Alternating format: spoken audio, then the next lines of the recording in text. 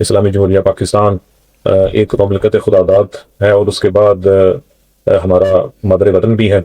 جغرافیائی لحاظ سے بھی پاکستان کی اہمیت کسی سے ڈکی چھپی نہیں، اور الحمدللہ تمام اسلامی ممالک میں سے جو ایٹمی پاور ہے وہ بھی پاکستان ہی ہے۔ تو پاکستان ایک لحاظ سے تقریباً اگر دیکھا جائے تو ساری اسلامی ریاستوں میں سے پاکستان ایک ساری اسلامی ریاستوں کے لیے ایک قلعے کی حیثیت رکھتا ہے، اور پاکستان کو جو بنایا بھی گیا ہے ایک آئیڈیالوجی کے تحت بنایا گیا ہے، ایک نظریاتی ملک ہے، یعنی ایک نظریے کے اوپر حاصل کیا گیا ملک ہے۔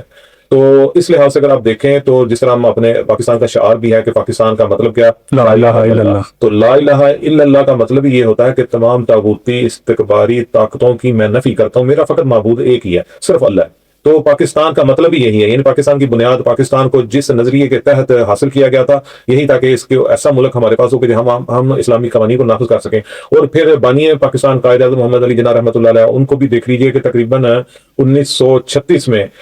قائد اعظم نے یوم القدس کے بارے میں قرارداد پیش کی تھی۔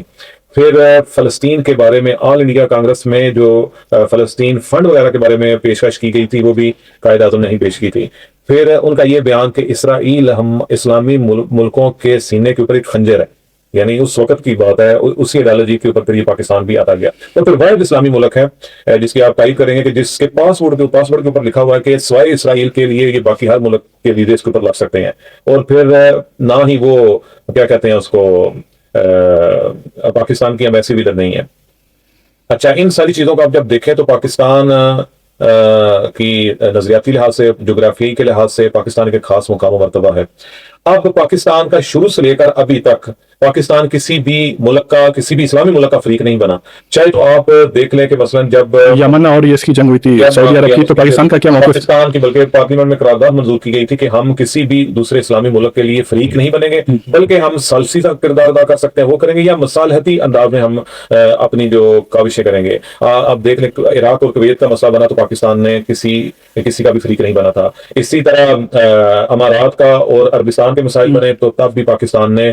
کوئی کردار، یعنی کسی دوسرے ملک کا فریق نہیں بنا کہ ایک طرف نہیں ہوا۔ اس طرح ایران اور عراق جنگ میں بھی پاکستان کسی ملک کا فریق نہیں بنا۔ تو پاکستان کا موقف بھی انشاءاللہ تعالی یہی ہونا چاہیے، اور ابھی تک ہے بھی یہ کہ یہ کسی کا فریق نہ بنے، اور پاکستان کے لیے ہے بھی یہی ہے، چاہے کیونکہ پاکستان اقتصادی لحاظ سے یا بعض امنیتی لحاظ کے لیے جو بعض مشکلات کا شکار ہے، تو اس کے لیے ہونا بھی یہی چاہیے کہ پاکستان جو اپنا ایک کردار ادا کر سکتا ہے وہ مصالحتی، اور ابھی تک یہی ہے کہ پاکستان ابھی تک کسی فریق کی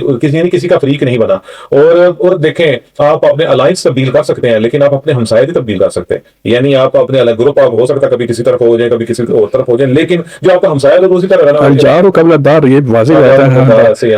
اور پھر تقریباً پاکستان اور ایران کی جو بارڈر لائن ہے 950 کلومیٹر ہے، تو پاکستان کو کل فرض کریں کوئی مشکل پریشانی تیل کے لحاظ سے پیش آتی ہے، گیس کے لحاظ سے پیش آتی ہے، تو ہمارے لیے ایسے آپشن ہونے چاہیے کہ جس کے لیے ہم اپنے اقتصاد کو یا اپنے جو وطن کے لوگ ہیں ان کے لیے ایسا کام کر سکیں۔ تو پاکستان کا موقف الحمدللہ شروع سے یہی رہا ہے، اور ابھی تک بھی یہی ہے کہ یہ فریق نہیں بن رہا۔ ثالثی کردار ادا کرنے کے لیے ابھی کوششیں جو ہو رہی ہیں وہ بھی مذاکرات کے ذریعے سے خود بین اسلامی ان میں یہی کردار کرنے کی بھی کوشش کر رہا ہے، اور پاکستان اس چیز کا متحمل بھی نہیں ہے کہ پاکستان کسی کا فریق بن جائے۔ تو پاکستان الحمدللہ ابھی تک تو یہ، اور حتیٰ کہ یہ داخلی رپورٹ کے مطابق پاکستان نے میڈیکلی لحاظ سے ایران کے لیے امداد بھی بھیجی ہے، اور عوامی سطح پر تو آپ کو پتہ ہی ہے کہ کافی حد تک لوگ جمہوریہ اسلامی کے لیے، اور کیونکہ مظلوم واقعہ ہوا ہے اس لیے پاکستانی عوام بھی تقریباً جو بھی اسلامی ملک مظلوم واقعہ ہوتا ہے اس کی مدد کرتے ہیں، اور تو پاکستان کا موقف اچھا جا رہا ہے، اور یہی آگے بھی رہے گا کہ کسی کا فریق نہیں بن رہا، اور یہ سلسلہ انشاءاللہ تعالی کہہ لیں کاروان حق کی پیروزی اور اس کی فتح پر ہی ختم ہوگا۔ بسم اللہ الرحمن الرحیم۔